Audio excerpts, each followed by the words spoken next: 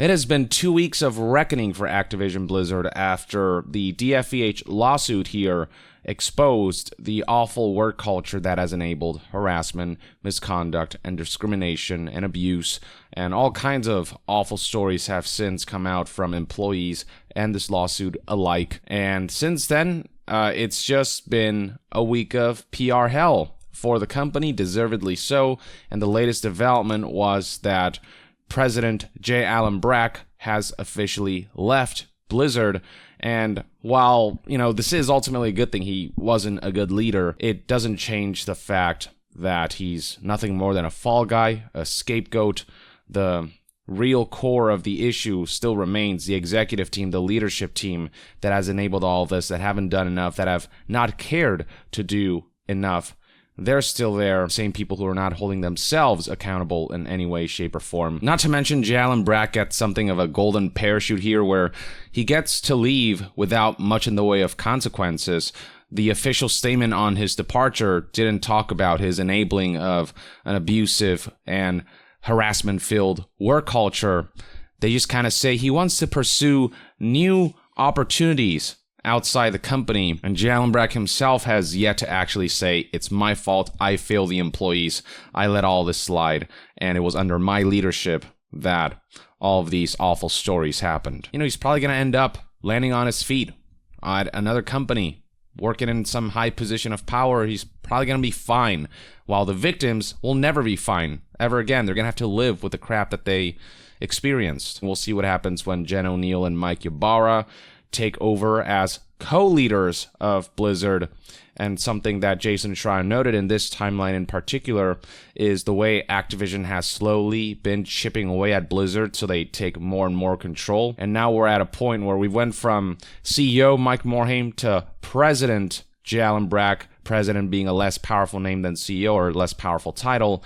And now we have co-leaders. It would seem as though Activision intends to accelerate plans to make Blizzard less autonomous and more in their image, which can only be a bad thing. Another interesting development that occurred lately was that beyond J. Allen Brack, Blizzard's head of HR, Jesse Meschuk, is also no longer at the company, Bloomberg has learned. HR being one of the departments that's been utterly corrupted in such a way that HR will befriend abusers and will defend the abusers. And beyond that, when victims do come forward, they often don't listen or discourage them from holding people accountable who have engaged in predatory behavior. So HR is a department that's in need of major overhaul. Just ousting one head of HR isn't going to do everything. It has to be a company-wide systemic change, which is what employees are pushing for. Beyond that, after all of these allegations began to come out and following the lawsuit, Activision Blizzard has started to lose sponsors on games like Overwatch. T-Mobile, people have noticed, recently withdrew as their logo no longer shows up in Overwatch-related events and whatnot. Then we have some new developments with politician turned Activision Blizzard executive who was an apologist for torture for enhanced interrogation techniques when she was with the Bush administration, not only blocking employees on Twitter after they clapped back at a tweet she made where she spotlighted an article that emphasized the issues of whistleblowing. Obviously, employees were very pissed about that, and this was after she had sent an internal email telling employees how upsetting this is because the company, which has good values, is being negatively affected,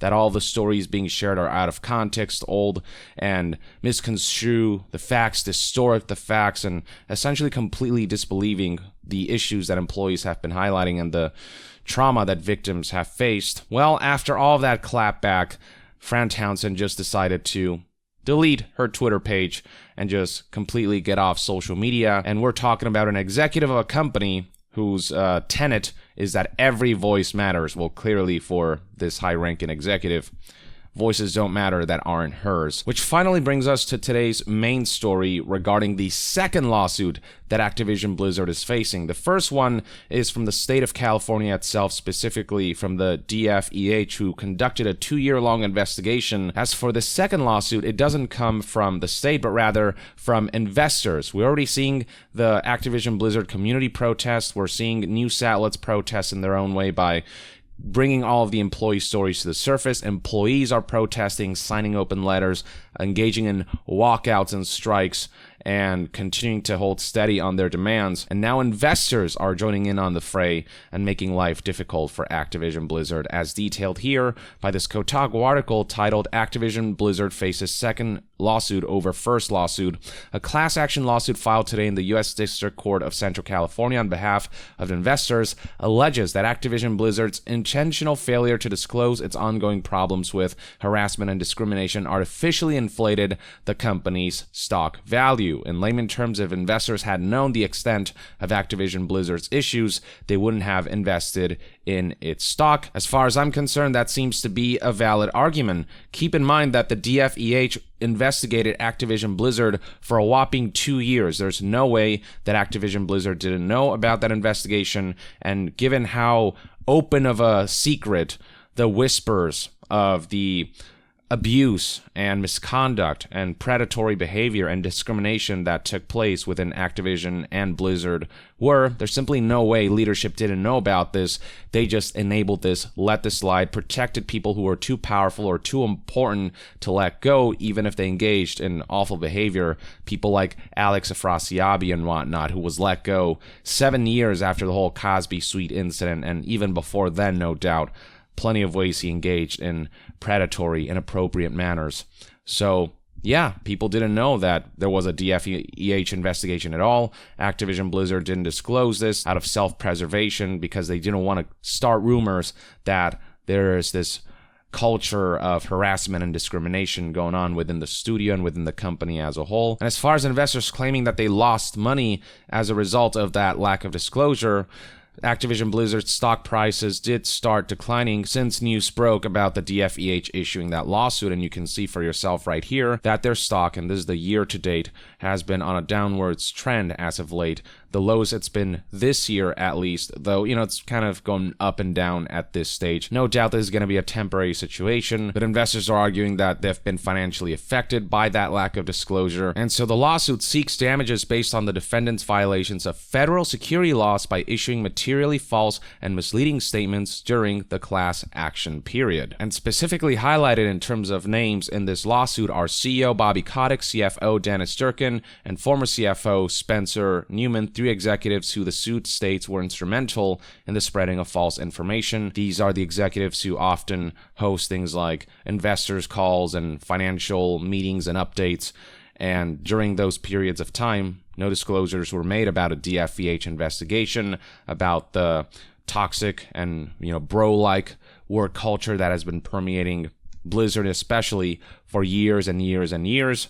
And there's actually a law that requires companies to disclose these kinds of things, something called the Sarbanes-Oxley Act of 2002, also known as SOX. Every year, companies must release a SOX certification signed by executives disclosing any potential legal issues, investigations, audits, or other procedures that would affect the value of the business. And obviously, a large-scale investigation from the DFEH falls under that category, under that definition, and never did Activision Blizzard disclose that to investors. This Kotaku article provided a quote from a 2016 SOX certification that was signed off by CEO Bobby Kotick and then CFO Dennis Durkin, and here's what they said at the time and what they've continued to say essentially. We are party to routine claims, suits, investigations, audits, and other proceedings arising from the ordinary course of business and the opinion of management after consultation with legal counsel, which is just an echo chamber of everyone just trying to appease the executives. Such routine claims and lawsuits are not significant, and we do not expect them to have a material adverse effect on our business, financial condition,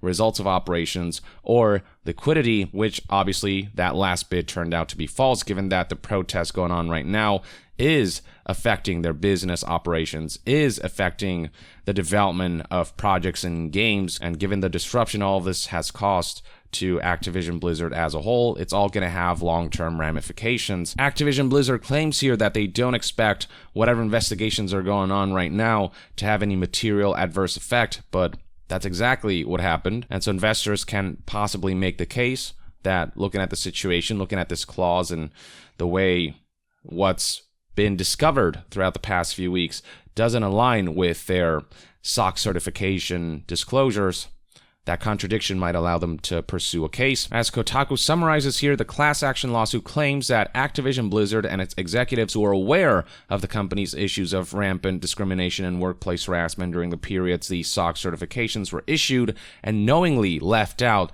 that information. As for who this law firm is, it's the Rosen Law Firm, and if that sounds familiar to you, that's because they're the same firm that's suing CD Projekt Red for the disastrous release of Cyberpunk 2077 and the lack of disclosure surrounding its troubled development and the way everything panned out and the way that's negatively affected investors.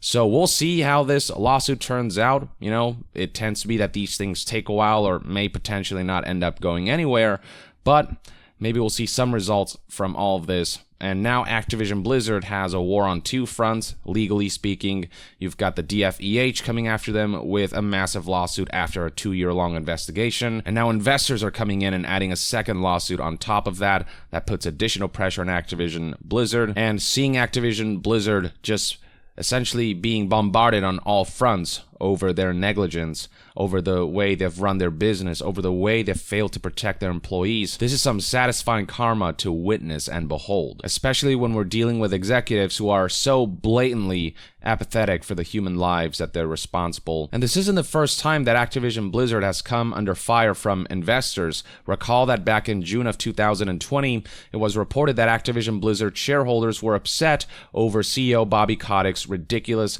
compensation. He failed to meet his own targets, and yet he was being rewarded a ridiculous sum of money. Even compared to other CEOs within the games industry and just industries at large, Bobby Kotick is way overpaid, and so the CTW investment group has come down hard on that and have tried to dissuade other investors from approving the payment plans that give and grant executives ridiculous bonuses that they absolutely do not deserve, not on that scale. Using a delay, Activision Blizzard managed to finagle some stuff here and there and eventually managed to accrue enough votes that 54% of shareholders ultimately approved of the payment plan that saw Bobby Kotick win $155 million worth of compensation and rewards. Though on a positive note, Activision Blizzard got very close to not seeing that vote go through. It still means that 46% of shareholders were not happy with Bobby Kotick's performance and did not think he deserved that kind of compensation. And a compensation plan coming this close to not being approved is actually pretty rare amongst corporations. Activision Blizzard is among a few special cases. So that goes to show that even investors are getting sick and tired of Activision Blizzard's shenanigans and the way they operate. Last but not least, before I close out the video, I'd like to share with you guys a response that striking and protesting employees provided to Bobby Kotick hiring a certain law firm that he claims is for the interest of employees, but is very clearly hired mainly to protect corporate interests. In a letter that CEO Bobby Kotick sent out to employees, he proudly expressed that he's asked the law firm WilmerHale to conduct a review of their policies and procedures to ensure that they have and maintain best practices to promote a respectful and inclusive workplace. But it didn't take long for people to discover that WilmerHale has a track record of being a union-busting firm, an anti-worker firm, and a pro-corporation firm.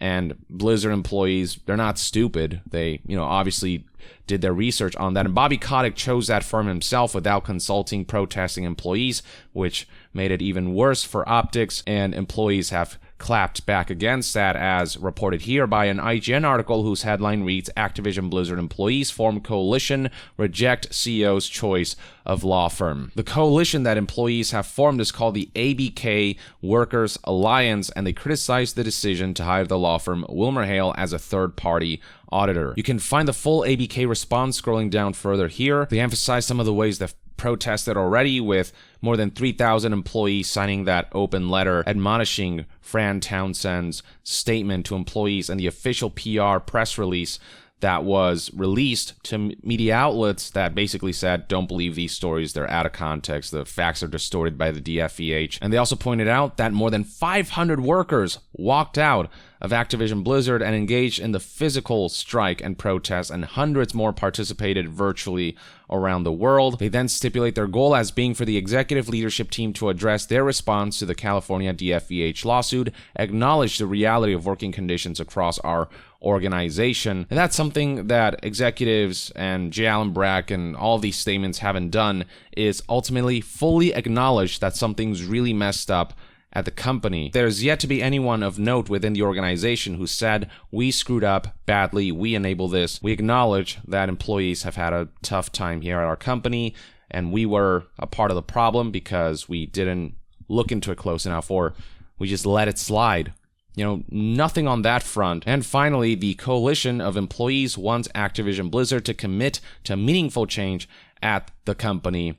And they talk here about how they've communicated their 4 demands. The coalition then aptly highlights that their conditions, their demands were not meaningfully addressed in their requests, how executives ignored their call for an end to mandatory arbitration, no mention of that whatsoever, no commitment to adopting inclusive recruitment and hiring practices, no comment on pay transparency. I read Bobby Kotick's letter myself, indeed that was the case. And then as far as the third-party audit goes, when Bobby Kotick expressed how they hired WilmerHale as an impartial reviewer, the ABK scoffed and rejected the selection for the following reasons, namely the pre-existing relations with Activision Blizzard. WilmerHale has been known to protect that corporation, and obviously given that relationship, given that conflict of interest, given that WilmerHale clearly isn't an impartial third party to this specific company, it's just a poor choice,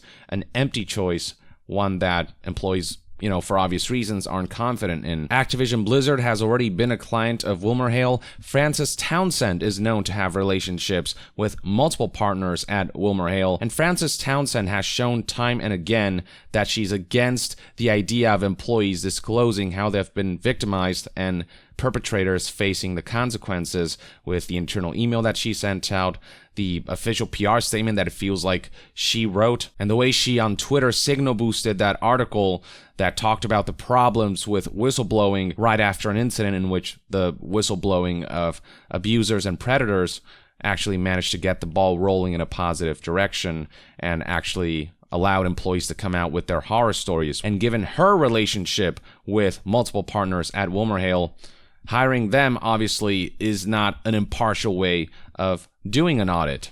WilmerHale has a history of discouraging workers' rights and collective action. WilmerHale used anti-collective action tactics in their work with Amazon and Uber. The media portrays them as a union-busting firm. We already are seeing the effects of this ideology, given that over the last week, as the protests have gone on, they've actually reduced the size of listening sessions and limited access to those sessions. So as far as listening sessions go, Activision Blizzard has taken a step backwards since all of this began. The WilmerHale partner leading this investigation, Stephanie Avakian, specializes in protecting the wealthy and powerful. She has a track record of that. And yet Bobby Kotick insists that people trust her to go forward to her with information about the issues within the company, the occurrences of abuse and misconduct, to go to someone who you can least trust, someone who is from a law firm that is the enemy of employees, that's proven time and again to be the friend of corporations and the enemy of workers. They notice how in Stephanie's speech highlighting her successes with the SEC, all of her significant examples included achievements in favor of investors, retail clients, and customers, nothing on employees or laborers. We need legal representation that centers on the concerns of our current employees rather than investors.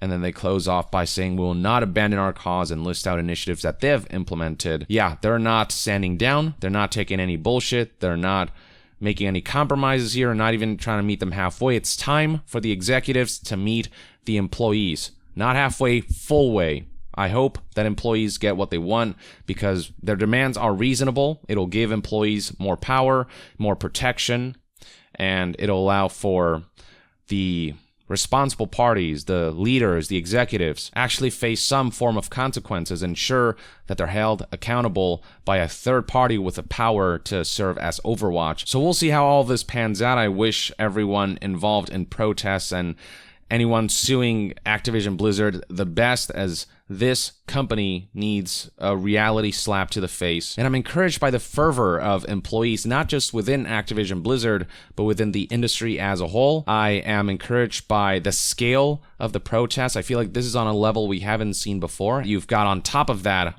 all of these lawsuits that's pressuring them further, legal scrutiny from the community, people leaving World of Warcraft and going to Final Fantasy XIV, streamers who've been playing WoW for years and years just saying, I'm done with this game. It's a reckoning that's been a long time coming. I love to see it, and I can only keep my fingers crossed that it all ultimately leads to tangible change across the entire industry. But that's one man's takes and hopes on everything. Let me know in the comments below what your thoughts and opinions are on the latest developments surrounding Activision Blizzard in the comments below. And to be further updated on all things gaming news, reviews, and discussions, stay tuned right here on Young Yeah. I'll see you guys next time.